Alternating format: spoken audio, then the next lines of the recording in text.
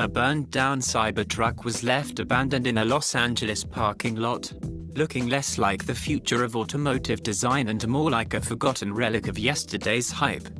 The Cybertruck appears to have been left in an LA parking lot sometime in the second week of January, where it's clearly been sitting for several days. The truck has suffered significant fire damage, and almost every inch of it has since been vandalized with graffiti. While Cybertruck fans will probably hate seeing one in this state, we would argue this wrecked example looks somehow better than a stock one. It almost resembles like an obscure piece of art. It hasn't taken long for local vandals to start tagging the truck with texts like Asso and Bella.